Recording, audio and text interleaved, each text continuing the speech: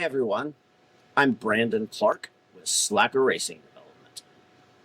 All right, today we're diving into something every engine builder needs to pay attention to: blow-by and crankcase pressure. This is a key part of making sure our rings are seating properly on a fresh engine build. If they don't seat well early on, it can take thousands or tens of thousands of miles before they fully bed in. And in the meantime, you're dealing with excessive crankcase pressure, oil consumption, and even smoke on startup.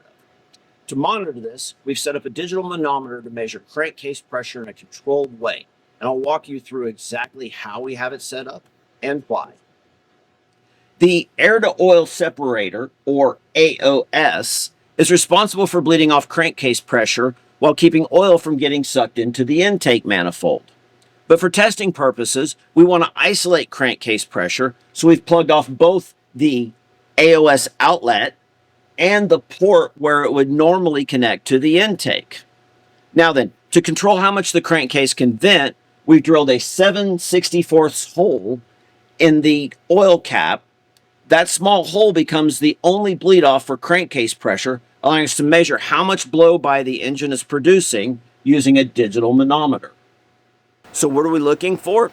Ideally, on a fresh engine, we want crankcase pressure to be plus 6 inches of water or lower. Even better if it's around +4 or less. If we see higher numbers, that means we've got excessive blow-by, which suggests the rings aren't seating well, and we need to continue with our break-in process.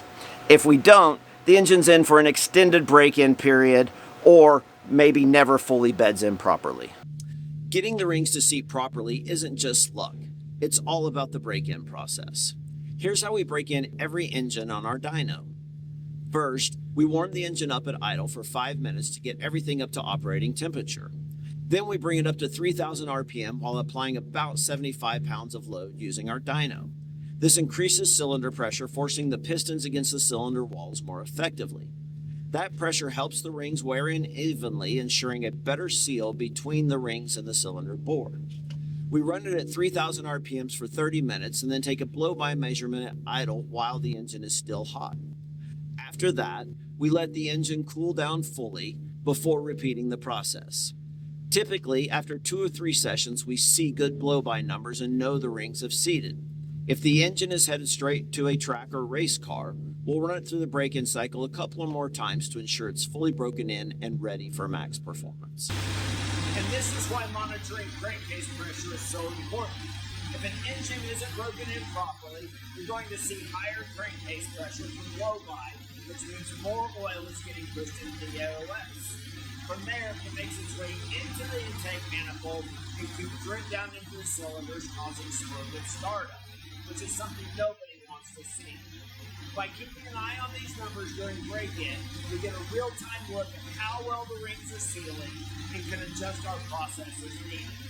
This engine here, after 3 break-in cycles, we're seeing numbers from 0.7 ranging up to 1.5, which means it's very well broken in. The rings have a nice seal. This is going to be a nice, healthy engine. This is a simple but powerful way to track ring seating in a fresh build. We've tested multiple different break-in techniques, and this is the one that consistently gets us the best results.